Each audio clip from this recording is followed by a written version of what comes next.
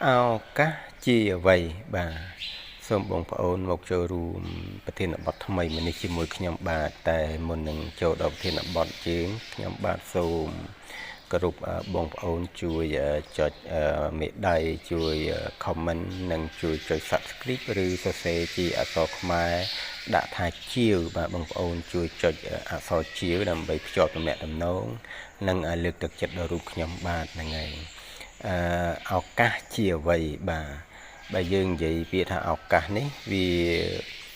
មនុស្សគ្រប់រូបតែតែមានឱកាសគ្រប់គ្នាបាទតែតែមានឱកាសគ្រប់គ្នាមិនថាអ្នកណាជាអ្នកណាទេបាទគ្រាន់តែថាតើអ្នកណាខ្លះដែលមានសមត្ថភាពដែលមានចំណេះដឹងដើម្បីស្វែងយល់ពីឱកាសនិងចាប់ឱកាសបាទហើយអ្នកណាខ្លះដែលមិនមានសមត្ថភាព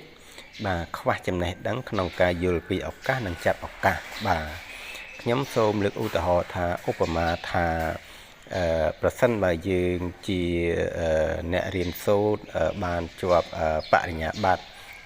ផ្នែកអីឥឡូវមកថាផ្នែក IT បាទផ្នែក IT អញ្ចឹងបើសិនជាយើងមានផ្នែក IT ហើយមានក្រុមហ៊ុនមួយឬដាក់សេចក្តីប្រកាសឬបុគ្គលិកផ្នែក IT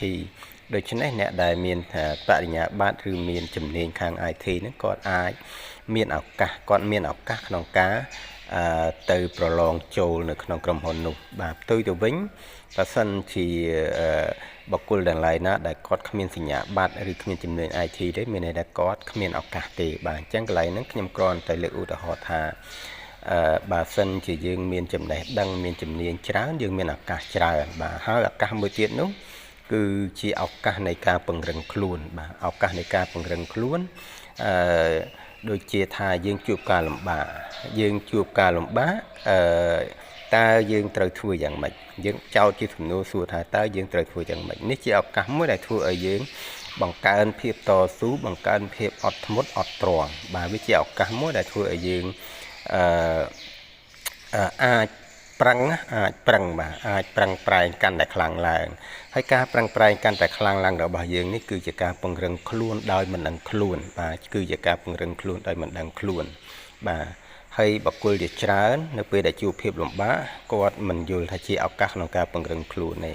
គាត់យល់ថាជាការសូយបាទជាការធ្វើឲ្យគាត់ខឹងមួម៉ៅណាបាទដូច្នេះហើយរឿងឱកាសនេះការស្វែងយល់ឱកាសនេះគឺជារឿងសំខាន់បាទ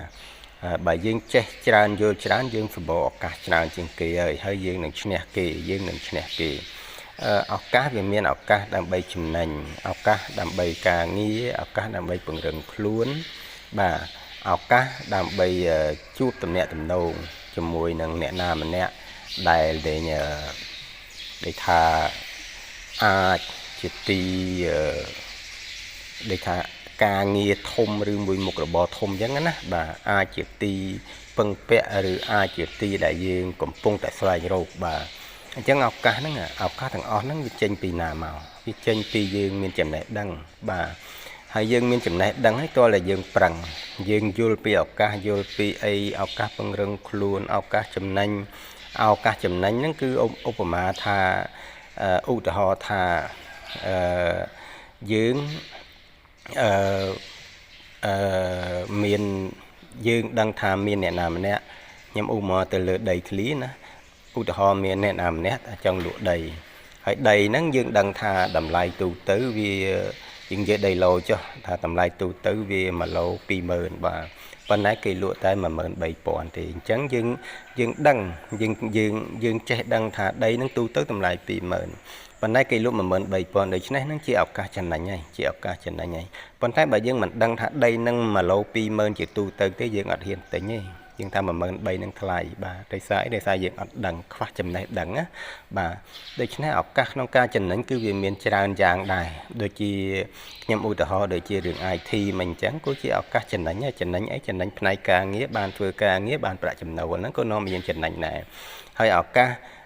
រងចាំគឺជាឱកាសដែរឱកាសអីពង្រឹងទឹកចិត្តធ្វើយើងព្យាយាមធ្វើទឹកចិត្តយើងឲ្យរឹងមាំឡើងបាទព្យាយាមធ្វើទឹកចិត្តយើងឲ្យរឹងមាំឡើងបាទកុំមួម៉ៅក កុំធុញទ្រាន់បាទអាហ្នឹងជារឿងមួយដែលយើងពិបាកធ្វើណាស់មនុស្សទូទៅពិបាកធ្វើណាស់ហើយมันអាចធ្វើបានទៀតប៉ុន្តែបើយើងធ្វើបានមានន័យថាយើងថ្ងៃក្រោយទៅយើងខ្លាំងជាងគេហើយតែយើងខ្លាំងជាងគេយើងប្រកែកជាងគេហើយយើងមានឱកាសឈ្នះគេច្រើនណាស់មិនមែនតែឈ្នះអ្នកដទៃទេឈ្នះទាំងខ្លួនឯងឈ្នះទាំងបញ្ហាឈ្នះទាំងស្ថានភាពឈ្នះទាំងកលៈទេសៈបាទនេះដោយសារតែយើងរឹងមាំនិងយល់ដឹងច្រើនបាទរឹងមាំនិងយល់ដឹងច្រើនរឹងមាំនេះសំដៅទៅលើទឹកចិត្តនិងកម្លាំងចិត្តបាទរឹងមាំណាបាទហើយយល់ដឹងច្រើនហ្នឹងគឺសំដៅទៅលើជំនាញបទពិសោធន៍ភាពឆ្លាតវៃហើយវាកើតចេញមកពីការរៀនសូត្រការអាននឹងហើយបាទដូច្នេះហើយសូមបងប្អូនថ្លែងយល់ថាឱកាសហ្នឹងវាជាកម្មសិទ្ធិរបស់អ្នកដែលចេះដឹងច្រើនខ្ញុំហ៊ាននិយាយចឹងមកពីឱកាសហ្នឹងជាកម្មសិទ្ធិរបស់អ្នកដែលចេះដឹងច្រើនបាទចំពោះអ្នកដែលចេះដឹងតិចឬមិនចេះដឹងគាត់អត់មានយល់ពីឱកាសហ្នឹងជាអ្វីហើយពេលដែលគាត់ជួបលំបាកហ្នឹងគាត់មិនយល់ថាហ្នឹងជាឱកាសដើម្បីបង្កើនភាពតស៊ូដើម្បីពង្រឹងខ្លួនទេគាត់គិតថាគេធ្វើបាបគាត់គិតថាគាត់សោយម៉ែគាត់គិតថាឋានការនេះជាឋានការអាក្រក់សម្រាប់គាត់អញ្ចឹងគាត់ជាមនុស្សគ្មានសំណាងគាត់ជាមនុស្សដែលព្រំលិខិតធ្វើបាបគាត់អញ្ចឹងណាបាទអាហ្នឹងមនុស្សដែល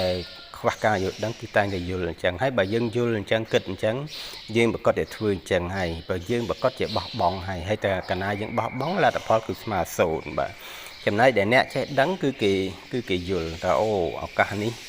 ជាឱកាសដែលធ្វើឲ្យយើងពង្រឹងខ្លួនជួបភាពលំបាកពង្រឹងការតស៊ូពង្រឹងទឹកចិត្តជួបមនុស្សកលេកលុចពង្រឹងទឹកចិត្តនិងគិតពិចារណារកវិធីណាដើម្បីទប់ជាមួយមនុស្សកលេកលុចហ្នឹងបង្កើនភាពឆ្លាតវៃបាទជាឱកាសបង្កើនភាពឆ្លាតវៃណាជួបការងារដែលលំបាកបង្កើនភាពតស៊ូអត់ទ្រាំបាទហើយជួបឱកាសជាមួយអ្នកចេះដឹងជាឱកាសក្នុងការរៀនសូត្របាទជាឱកាសក្នុងការរៀនសូត្រស្ដាប់គេដើម្បីបានចំណេះដឹងបន្ថែមអញ្ចឹងណាបាទហើយរៀនប្រើឱកាសហ្នឹងឲ្យបានជាប្រយោជន៍អ្វីគឺសម្រាប់យើងសិក្សារៀនសូត្រមិនមែនអ្វីសម្រាប់ឲ្យយើងខឹងមួម៉ៅហើយដើរចេញចាក់ចេញទេមិនមែនទេ